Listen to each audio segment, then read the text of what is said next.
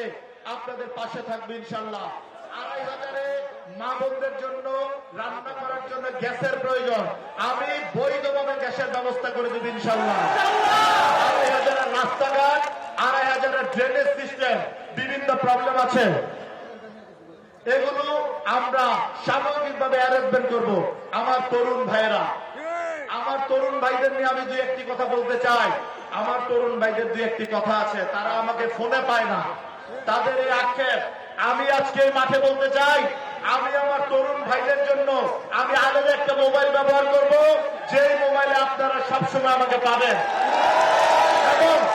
এবং আমি আরেকটি মোবাইল ব্যবহার করব, যেই মোবাইলে 2500-এর প্রত্যেকটি জনগণ যে কোনো অভাব অভিযোগ যা কিছু থাকবে আমাকে যখন ইচ্ছা ফোন করে জানাতে পারবেন।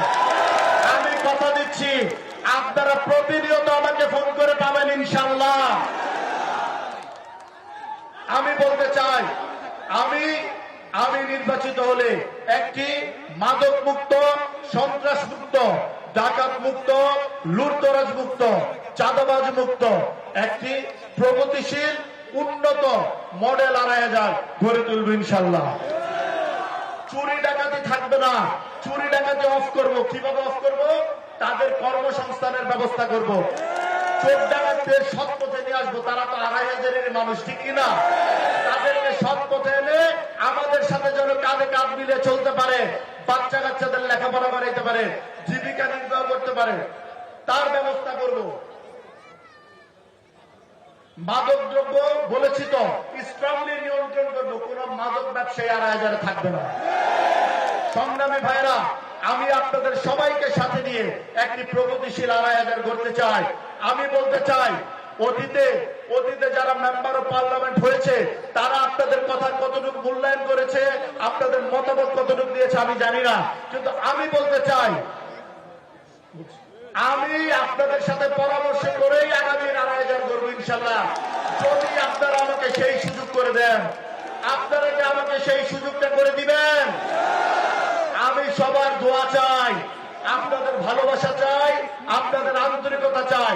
আমার মুরব্বীর এখানে আছে, তাদের অনেকের ধারণা তারা আজাদের কাছ থেকে প্রপার শ্রদ্ধা সম্মানটা পাবে কিনা।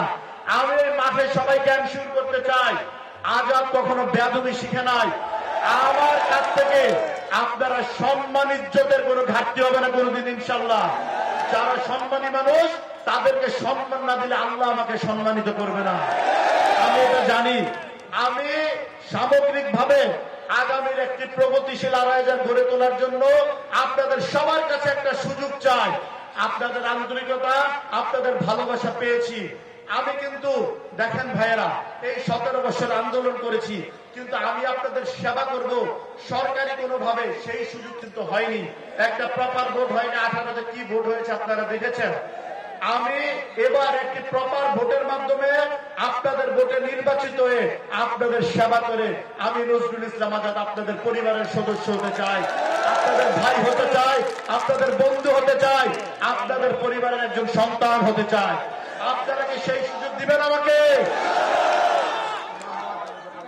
ইমাম মুয়াজ্জিমরা আছেন, আমি ওনাদের ব্যাপারে বলতে চাই, ইমাম মুয়াজ্জিমদের ব্যাপারে প্রপার সম্মান, ইজ্জত এবং তাদের অবস্থান সবকিছু প্রপারলি দেখা হবে, কোন ক্ষেত্রে কোনো কার্পণ্যতা করা হবে না। বাংলাদেশ জাতীয়তাবাদী দল বিএনপিও একটি ইসলাম ধর্ম, আমরা ইসলামের অনুসারে, আমি মুসলমান, আমি কিন্তু ইসলামকে মনে প্রাণে ধারণ করি, লালন করি, কিন্তু একটি বিশেষ দল কি বলে দেখছেন, তারা জান্নাতের টিকিট বিক্রি করছে। আস্তাগফিরুল্লাহ, জান্নাত জাহান্নামের টিকিট একমাত্র আল্লাহ পাকই দিতে পারে, আর কেউ পারে? কিন্তু এইসব ভণ্ডদের কাছ থেকে দূরে থাকবেন, আপনারা সবাই সজাগ থাকবেন, উপযুক্ত জবাব দিবেন, ভোটের মাধ্যমেই জবাব দিবেন। রাজি আছেন? ভোট দিব কিসে? ভোট দিব কিসে? ভোট দিব কিসে? মুফিদ ভাইয়ের মার্কা কি? মার্কা। আলিয়াস দরবারের মার্কা কি? মার্কা। ইসুফ মেম্বারের মার্কা কি? মার্কা। মার্কা কি? মার্কা। তরুণদের ব্যাপারে বলতে চাই, আমি শেষ করে দিচ্ছি। তরুণ ভাইয়েরা, আপনারা যেরকম চান আপনাদের সাথে আমি পরামর্শ করে আপনাদের সুন্দর আড়াইহাজার গড়ার লক্ষ্যে, আপনাদের সুন্দর ভবিষ্যৎ গড়ার লক্ষ্যে আমি কাজ করবো ইনশাআল্লাহ। আপনাদের পরামর্শ নিয়েই করব। আপনারা সবাই ভালো থাকবেন। 12 তারিখ দলে দলে ধানের শীষে ভোট দিয়ে ধানের শীষকে বিজয়ী করবেন। সেই প্রত্যয়ে সবার দোয়াতে, সবার আন্তরিকতা ভালোবাসাতে এখানে শেষ করছি। ভোট দিবেন কিসে? ভোট দিবেন কিসে? ধানের শীষে। ভোট দিবেন কিসে? ধানের শীষে। বাংলাদেশ জিন্দাবাদ, বাংলাদেশ জাতীয়তাবাদী দল জিন্দাবাদ, শহীদ জহুর হোক, দেশনেত্রী বেগম খালেদা জিয়া ওমর হোক, আমাদের নেতা, আগামীর বাংলাদেশ, আগামীর প্রধানমন্ত্রী জননেতা তারেক রহমান জিন্দাবাদ। ধন্যবাদ সবাইকে। আল্লাহ হাফেজ।